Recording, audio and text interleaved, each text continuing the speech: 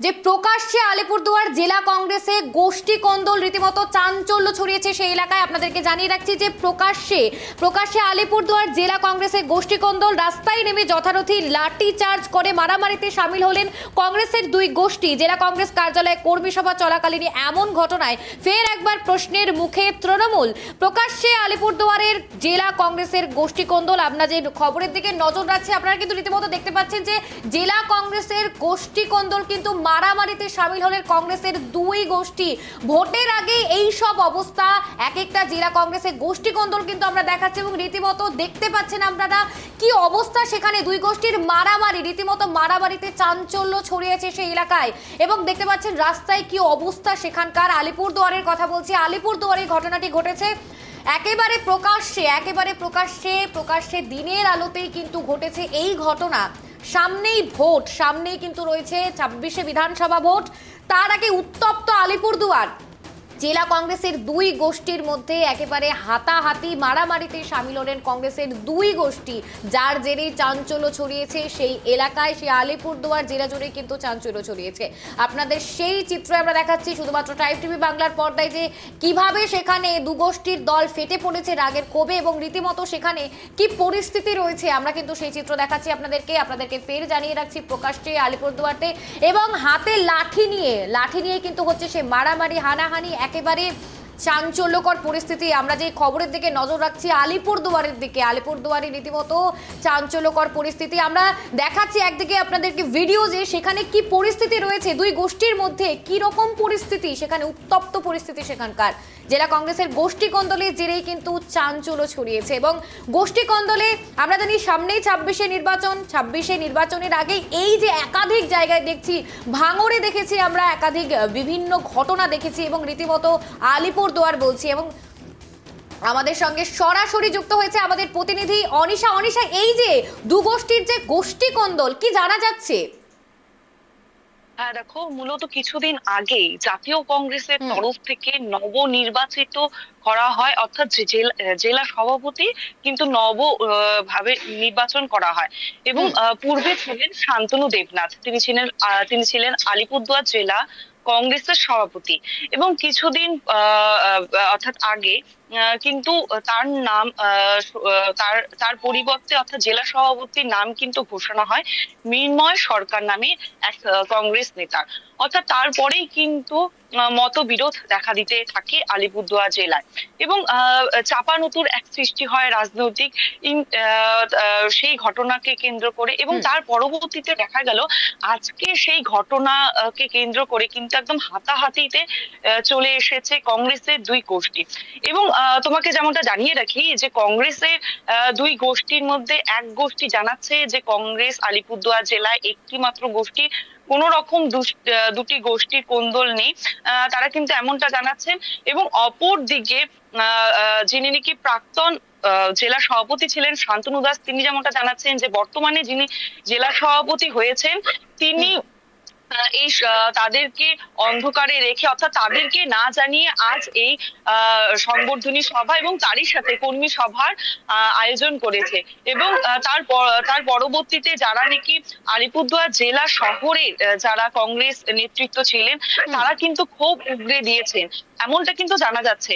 কিন্তু একদিকে শান্তনু দেবনাথ যেমনটা বললেন তার জানা নেই কোন কংগ্রেস কতজন এই ঘটনার জেরে আহত হয়েছে। দেখো, এখনো কিন্তু সঠিক তথ্য উঠে আসেনি মোট কতজন এই ঘটনার পরিপ্রেক্ষিতে আহত হয়েছে, কিন্তু এই ঘটনার কিন্তু যথেষ্ট রাজনৈতিক তরজা শুরু হয়ে গিয়েছে ইতিমধ্যেই আলিপুরদুয়ার জেলা শহরে। অনিশা, এই যে আমরা জানি সামনেই কিন্তু 26শে বিধানসভা নির্বাচন, তার আগে এই যে উত্তাল আলিপুরদুয়ার, কি চলছে সেখানে, আর কি আপডেট পাওয়া যাচ্ছে? এই ঘটনার কি কোনো প্রভাব পড়বে সেই 26শে বিধানসভা নির্বাচনে? হ্যাঁ দেখো, এই বিষয়ে তোমাকে জানিয়ে রাখি যে কিছুদিন আগে আমরা যেটা দেখেছিলাম যে আলিপুরদুয়ার জেলায় মোট 5টি বিধানসভা কেন্দ্র। এবারে এই 5টি বিধানসভা কেন্দ্রে যে কালচিনি বিধানসভা কেন্দ্র রয়েছে, সেই কালচিনি বিধানসভা কেন্দ্রে তৃণমূল কংগ্রেসের যিনি প্রার্থী হয়েছিলেন পাশাং লামা, তিনি কিন্তু বর্তমানে কংগ্রেসে তৃণমূল কংগ্রেস থেকে কিন্তু কংগ্রেসে যোগদান করেছেন। অর্থাৎ তার কিন্তু এই যোগদান কিন্তু যথেষ্ট গুরুত্বপূর্ণ ভূমিকা বহন করছে, কেননা তার যথেষ্ট প্রভাব রয়েছে কালচিনি ব্লক জুড়ে, অর্থাৎ কালচিনি বিধানসভা জুড়ে। তার পরবর্তীতে কিন্তু তারা যিনি নাকি নতুন জেলা সভাপতি হয়েছেন, তিনি যেমনটা দাবি করছেন যে আগামীতে তারা তৃণমূল এবং বিজেপির সাথে কতটা লড়াই করবেন এবং এই 5টি বিধানসভাতে তাদের ফলাফল কতটা ভালো করবে সেই দিকে নজর রাখবে। কিন্তু কোন রকম এই গোষ্ঠীর বিভেদ কিন্তু তারা মানতে রাজি না। কিন্তু সেই সমস্ত কিছুকে কিন্তু তোয়াক্কা না করে আজ কিন্তু তার একদম বিকল্প দৃষ্টি, অর্থাৎ বিকল্প কিছু কিন্তু ধরা পড়লো আলিপুরদুয়ার জেলা শহরে। অনিশা, সেখানে কি পুলিশ প্রশাসনের ভূমিকা লক্ষ্য করা গিয়েছে, কি জানা যাচ্ছে? একদমই এই ঘটনার পরবর্তীতে কিন্তু তারা কিন্তু দলীয় কার্যালয়ে সকলে যান এবং যেমনটা দেখা যাচ্ছে যে তারা প্রত্যেকেই এক দল অপর দলের উপর কিন্তু ক্ষোভ উগরে দেয়, কিন্তু সেখানে কিন্তু সেই সময়ে কিন্তু কোনো পুলিশ কর্মী উপস্থিত হননি এবং তার পরবর্তীতে দলীয় কর্মীরা কি পদক্ষেপ গ্রহণ করছে, অর্থাৎ তারা প্রশাসনের দ্বারস্থ হচ্ছে কিনা সেই দিকেও কিন্তু নজর রয়েছে।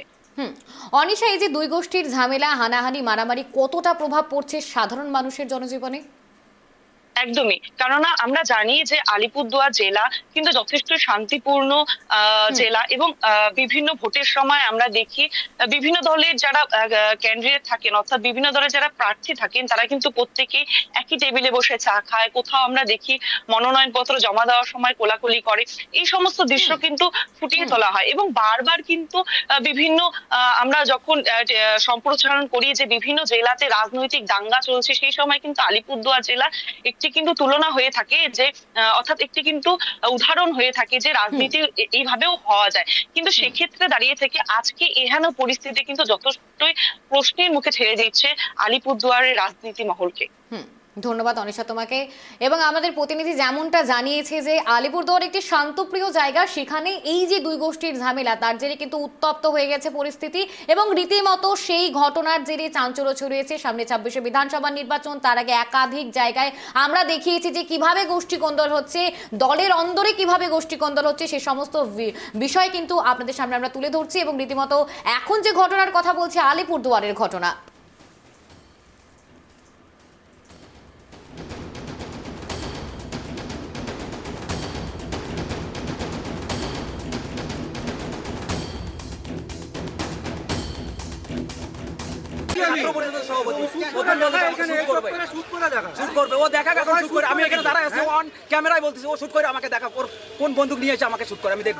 আমরা মিটিং করছি, শান্তানু দেবনাথ এন্ড টিম আইসে আমাদেরকে এখানে হেনস্থা করেছে, আমাদের মিটিং করতে দিল না কংগ্রেস পার্টি অফিসে।